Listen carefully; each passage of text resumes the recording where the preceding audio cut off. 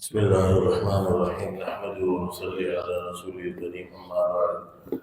درس بخاری شریف میں دعاؤں کے بیان میں امام بخاری رحمہ اللہ نے سخت تکلیف اور کرب کے وقت کی ایک دعا ایک باب باندھا ہے۔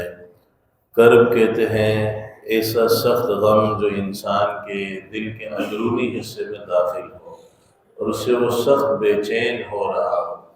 زندگی میں انسان پر کبھی کوئی ایسی آفت آ جاتی ہے، اللہ حفاظت فرمائے، کبھی کوئی ایسی خبر آ جاتی ہے، کبھی کوئی ایسی غمناک غمگین کرنے والی کوئی بات کاروباری حوالے سے بچوں کے حوالے سے آ جاتی ہے، تو فوراً اس موقع پر جو اللہ کو ان کلمات سے یاد کر لے اور اس کو دعا کے بیان میں ذکر کیا، جبکہ یہ کلمات اللہ کی تعریف کے کلمات ہیں، تو اللہ کے نبی صلی اللہ علیہ وسلم نے فرمایا کہ فوراً اللہ اس کی اس کرب کو اور اس پریشانی کو ہلکا کرنے کا فیصلہ فرما دیتے ہیں۔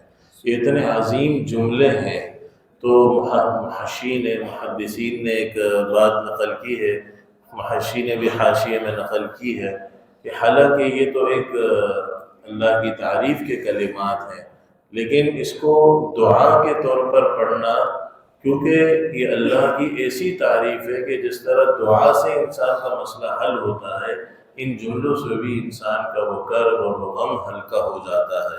تو روایت اس میں عبداللہ ابن عباس رضی اللہ عنہما کی پیش کی ہے کہ اللہ کے نبی صلی اللہ علیہ وسلم سخت غم اور سخت تکلیف کی خبر پر یہ الفاظ کہا کرتے تھے: لا الہ الا اللہ العظیم الحلیم، لا الہ الا اللہ رب العرش العظیم، لا الہ الا اللہ رب السماوات ورب الارض ورب العرش الکریم۔ تین جملے ہیں: لا الہ الا اللہ العظیم الحلیم، لا الہ الا اللہ رب العرش العظیم، لا الہ الا اللہ رب السماوات ورب الارض ورب العرش الکریم۔ انشاءاللہ اگر ان کو یاد کر لیا جائے اور اگر اللہ بچائے کسی تکلیف میں ہو اور کسی غم کی پریشانی کے عالم سے گزر رہے ہو، تو صبح شام یا ہر نماز کے بعد 7 دفعہ پڑھ لیا جائے تو انشاءاللہ وہ جلد اس سے عافیت ہو جائے گی۔ اب یہ کلمات اتنے عظیم کیوں ہیں؟ اس لیے کہ اس میں اللہ کی جو صفات ہیں، ان میں 2 صفت بڑی زبردست ہے اللہ کے غصے کو ٹھنڈا کرنے والی۔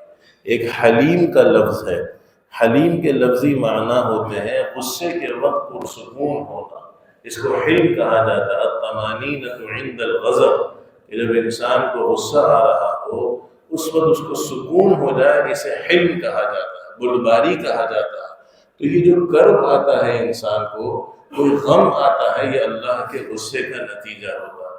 یونس علیہ السلام جو غم میں مبتلا ہوئے اور جو آیت کریمہ قرآن میں اللہ فرما رہے، ہم نے ان کو تلقین کی، اور اگر وہ فلولا انہ کان من المسبحین، اگر یہ تسبیحات نہ کہتے، للبث فی بطنہ الی یوم یبعثون، قیامت تک وہ مچھلی کے پیٹ میں رہتے۔ تو یہ کیا تھا؟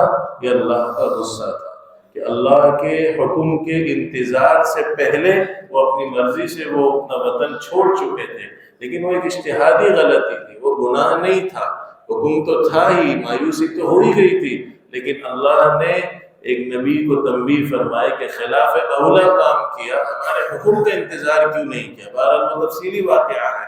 تو یہ غم میں اللہ فرماتا ہے وَنَجَّيْنَاهُ مِنَ الْغَمِّ، ہم نے ان کو ان تسبیحات کی برکت سے غم سے نجات دی۔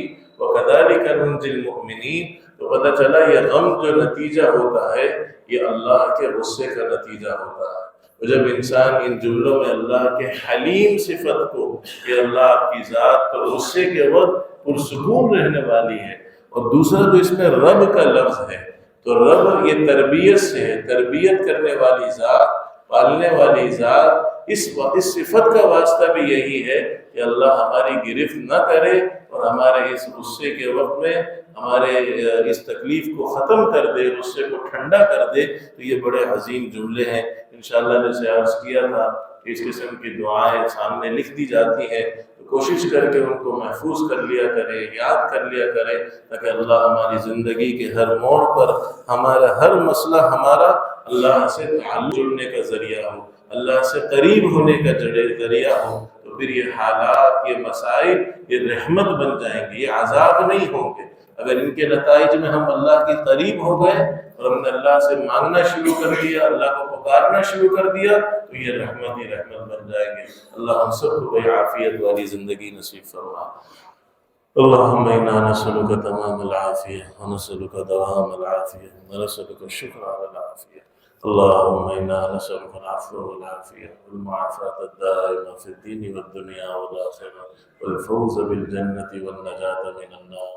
اللهم إنا نسألك الفوز في القضاء وعيش السعداء ونزل الشهداء ومرافقة الأنبياء والنصر على الأعداء إنك سميع الدعاء. صلى الله وسلم على خير خلقه محمد وعلى آله وصحبه أجمعين برحمتك يا رب.